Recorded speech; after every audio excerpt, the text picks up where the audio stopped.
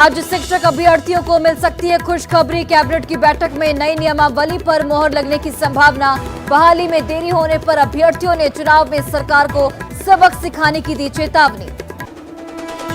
मुजफ्फरपुर में sex racket का बड़ा खुलासा। पुलिस ने रेड लाइट एरिया में की छापेमारी। नाबालिग लड़कियों से जबरन देह व्यापार कराने का आरोप। होली से पहले शराब तस्करों पर बड़ा शिकंजा। गोपालगंज में भारी मात्रा में शराब के साथ 52 तस्कर गिरफ्तार। मुंगेर में भी ऑटो से 97 बोतल विदेशी शराब बरामद।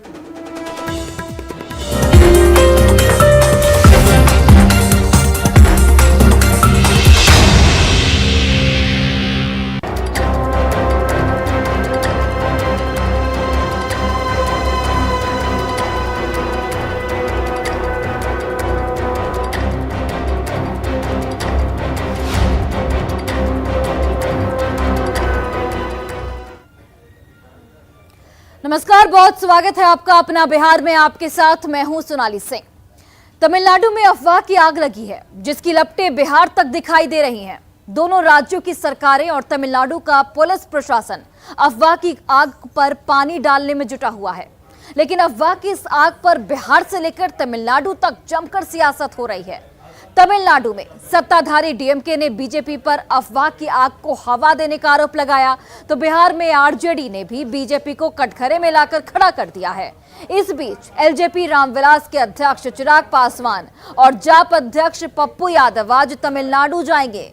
चिराग पासवान तमिलनाडु के राज्यपाल से मुलाकात करेंगे और बिहार के कामगारों से मिलकर उनकी समस्याओं को जानेंगे। तो वहीं पप्पू यादव ने तमिलनाडु में हत्याओं की बात कहकर सियासत गरमा दी है और आंदोलन की चेतावनी दी है। जाहिर है कि तमिलनाडु पर सियासत होगी और न सिर्फ होगी बल्कि जमकर होगी।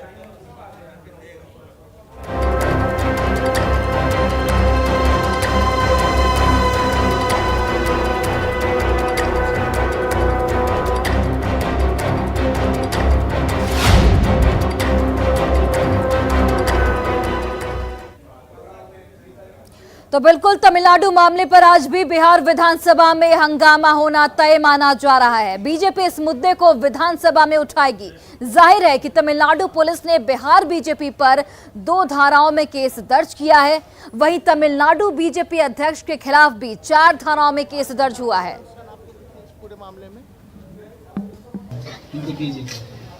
तो बीजेपी इस मुद्दे को जोर शोर से विधानसभा में उठाएगी।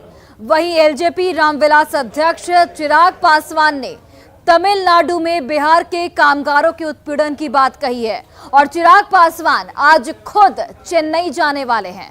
वो वहां पर तमिलनाडु के राज्यपाल से मुलाकात करने वाले हैं, उन्हें ज्ञापन सौंपने वाले हैं, साथ ही बिहार के प्रवासी कामगारों से मुलाकात भी करने वाले हैं। दूसरी ओर जाप अध्यक्ष पप्पू यादव भी तमिलनाडु जाएंगे। पप्पू यादव ने तमिलनाडु में बिहार के श्रमिकों की हत्या की बात कहकर सनसनी फैला दी है और उन्होंने आंदोलन का ऐलान भी कर दिया है। उधर चुनावी रणनीतिकार प्रशांत किशोर ने डिप्टी सीएम तेजस्वी यादव के दावों पर सवाल खड़े कर दिए हैं और तमिलनाडु पुलिस को निष्पक्षता पर गंभीर सवाल उठाते हुए हमले का वीडियो जारी करने का दावा किया है। यानी तमिलनाडु मामले पर बिहार विधानसभा से शुरू हुआ बवाल अब थमने का नाम नहीं ले रहा है। पहले बीजेपी ने तमिलनाडु का मुद्दा उठाया और एक टीम तमिलनाडु में भेजने की मांग की गई, तो वहीं डिप्टी सीएम तेजस्वी यादव पर अफवाह की राजनीति करने का आरोप लगाया गया। इसके बाद बीजेपी नेताओं ने सीएम नीतीश कुमार से मुलाकात की। सीएम ने अधिकारियों की एक टीम तमिलनाडु भेजी। टीम ने वहां पुलिस प्रशासन एक्सपर्ट एसोसिएशन के साथ साथ बिहार के कामगारों से मुलाकात की और कहा कि तमिलनाडु में फर्जी वीडियो की वजह से अफवाह फैली है, बाकी तमिलनाडु में सभी लोग सुरक्षित हैं। उधर तमिलनाडु की सत्ताधारी डीएमके ने बीजेपी पर अफवाह और दहशत फैलाने का आरोप लगाया है।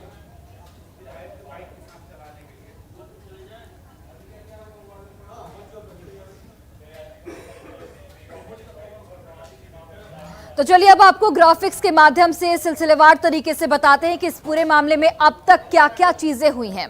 तो देखिए, सबसे पहले बीजेपी ने विधानसभा में इस मुद्दे को जोर शोर से उठाया था। तमिलनाडु में श्रमिकों पर हमले का बीजेपी के तमाम नेताओं की ओर से दावा किया गया था। तमिलनाडु में कई श्रमिकों की मौत की बीजेपी की ओर से बात कही गई थी। बीजेपी के आरोपों को आरजेडी ने सिरे से खारिज कर दिया था। डिप्टी सीएम तेजस्वी यादव ने खुद इसे अफवाह फैलाने वाली बात कही थी और अफवाह फैलाने का बीजेपी पर आरोप लगाया गया था। डिप्टी सीएम ने सियासत नहीं करने की चेतावनी दी थी इस मुद्दे पर और इसी बात पर नाराज बीजेपी नेता ने सीएम नीतीश कुमार से मुलाकात की। सीएम ने बीजेपी को कार्रवाई का आश्वासन दिया और अगले ही दिन अधिकारियों की एक टीम तमिलनाडु भेजी गई। टीम वहां पर अधिकारियों और लोगों से मिल रही है। तमिलनाडु में सभी के सुरक्षित होने का टीम की ओर से दावा किया जा रहा है। लोगों को पूरी सुरक्षा देने का भी टीम ने आश्वासन दिया है। वहीं देखिए, इस पूरे मामले को लेकर सियासत भी जमकर हो रही है। डीएमके ने बीजेपी पर नफरत फैलाने का आरोप लगा दिया है। तमिलनाडु पुलिस ने बिहार बीजेपी पर केस दर्ज किया है। ट्विटर हैंडल से अफवाह फैलाने का आरोप लगाया गया है। ट्विटर से बिहार बीजेपी के हैंडल को ब्लॉक करने की बात कही है। एलजेपी रामविलास ने भी तमिलनाडु में श्रमिकों के उत्पीड़न की बात कही। चिराग पासवान आज खुद तमिलनाडु जा रहे हैं। चिराग पासवान वहां राज्यपाल आरएन रवि को ज्ञापन सौंपने वाले हैं। प्रवासी श्रमिकों से मुलाकात कर चिराग पासवान उनकी समस्या जानेंगे। इधर पप्पू यादव ने भी वहां कई लोगों की मौत का दावा किया है। पप्पू यादव भी आज तमिलनाडु जाएंगे। इसके अलावा देखिए, चुनावी रणनीतिकार प्रशांत किशोर भी हमले का दावा कर रहे हैं। प्रशांत किशोर ने हमले का वीडियो जारी करने का दावा किया है। प्रशांत किशोर ने चेन्नई पुलिस पर भी कई गंभीर सवाल उठाए हैं। तो आज विधानसभा में फिर से तमिलनाडु का मुद्दा उठेगा। बीजेपी सदन में तमिलनाडु का मुद्दा उठाएगी और एक बार फिर से बिहार विधानसभा में गहमा गहमी और आरोप प्रत्यारोप का दौर चलेगा। तो श्रमिकों की समस्या को जानने के लिए एलजेपी रामविलास के अध्यक्ष चिराग पासवान आज तमिलनाडु जा रहे हैं। चिराग के तमिलनाडु दौरे पर बिहार में सियासत भी शुरू हो चुकी है। महागठबंधन ने उन पर निशाना साधा है, तो वहीं बीजेपी ने उनका बचाव किया है। सुनिए।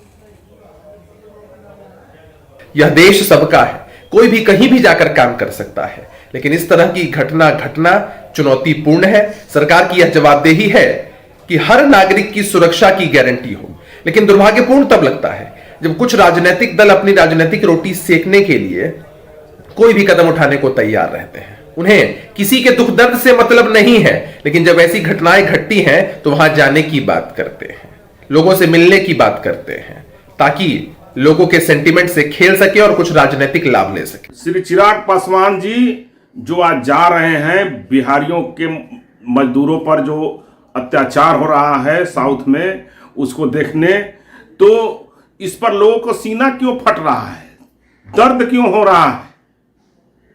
ये तो खुशी की बात है कि सच्चाई को जानने जा रहे हैं और वहां राज्यपाल से मिलकर के और स्थिति को अवगत जानकारी लेंगे और वो उस पर उनकी सुरक्षा की बात करेंगे। अगर वहां पे अधिकारियों की टीम जा सकती है देखने के लिए, तो एक सांसद के रूप में हमारे राष्ट्रीय अध्यक्ष जी क्यों नहीं जा सकते हैं? और वह भी बिहार के सांसद हैं, जिसका नारा है बिहारी फर्स्ट, बिहार फर्स्ट। तमिलनाडु मुद्दे पर किसी को भी राजनीति नहीं करनी चाहिए। बेवजह का इस मुद्दे को हवा दी जा रही है।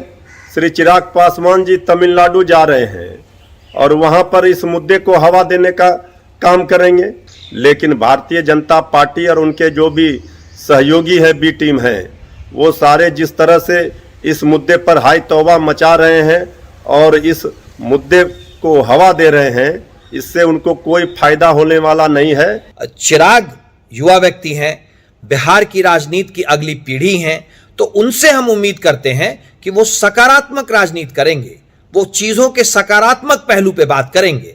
इस तरह की अफवाह फैलाने वाली राजनीति और नकारात्मक राजनीति का हिस्सा वो नहीं बनेंगे।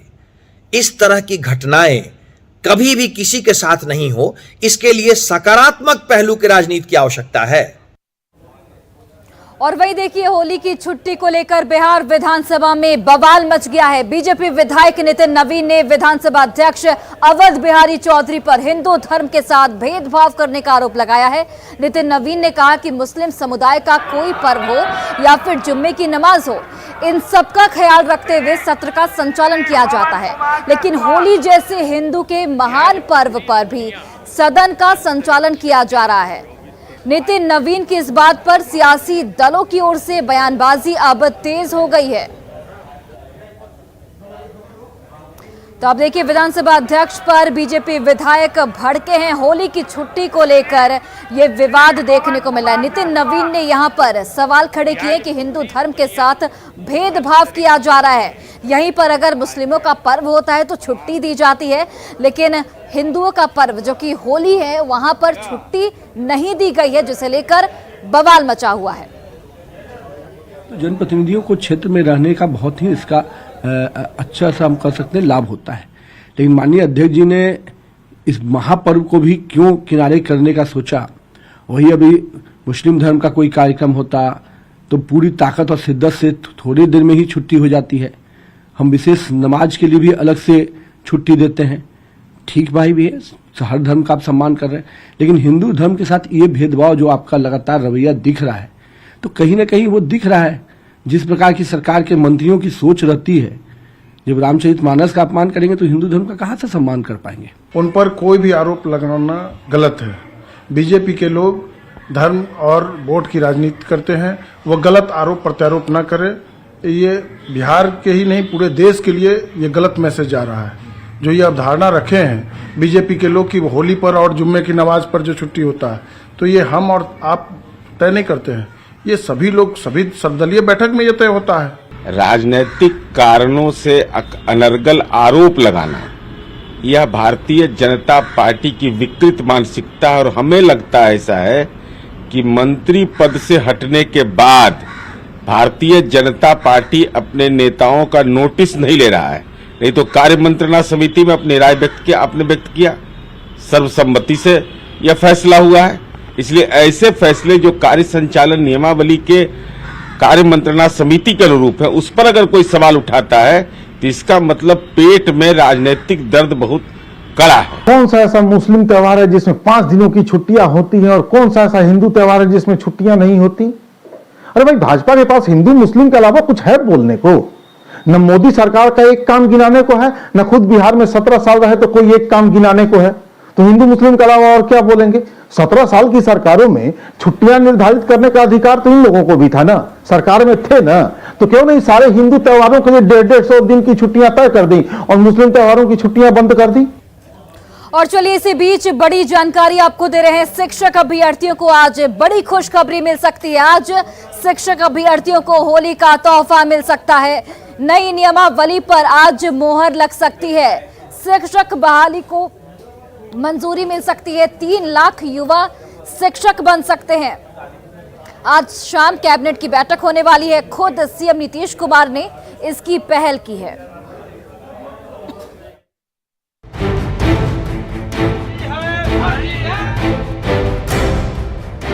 बिहार के करीब 3.5 लाख शिक्षक अभ्यर्थी, ये शिक्षक अभ्यर्थी सालों से बहाली के इंतजार में हैं।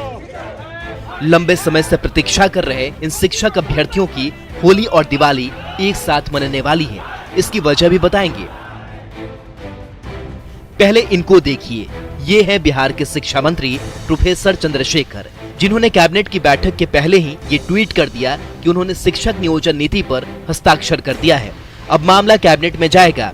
ऐसा लगा जैसे बस अगले ही दिन शिक्षा विभाग में 3 लाख नौकरियों को मंजूरी मिलने वाली है, लेकिन ना तो ये मामला कैबिनेट में आया और ना ही इसको मंजूरी मिली। विधानसभा में खुद सीएम नीतीश कुमार को ये साफ करना पड़ा कि शिक्षा मंत्री के ट्वीट से गलत मैसेज गया। जब मामला कैबिनेट में आया ही नहीं तो फिर मंजूरी कैसे मिलती? कैबिनेट में कोई चीज होता है ना, तो कैबिनेट के में किसी चीज को जो भेजा जाता है डिपार्टमेंट की तरफ से, उसके बारे में बाहर नहीं कहा जाता है। लेकिन अब सूत्रों के हवाले से खबर आ रही है कि नई नियमावली पर वित्त विभाग की भी सहमति मिल गई है और सरकार ने कैबिनेट में इस प्रस्ताव को ले जाने का निर्णय कर लिया है।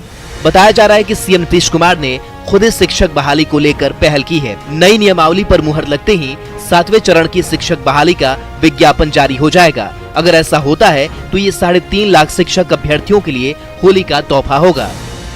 बता दें कि बिहार में शिक्षा विभाग के अंतर्गत करीब 3 लाख पदों पर शिक्षकों की बहाली होनी है, जिसमें 2 लाख टीचर की बहाली है।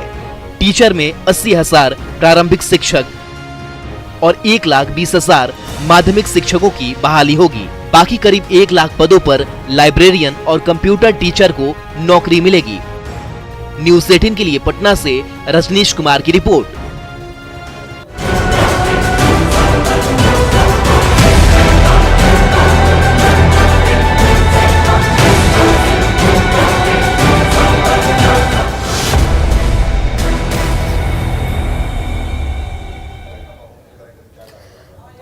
तो शराबबंदी कानून को ठेंगा दिखाते हुए माफिया दूसरी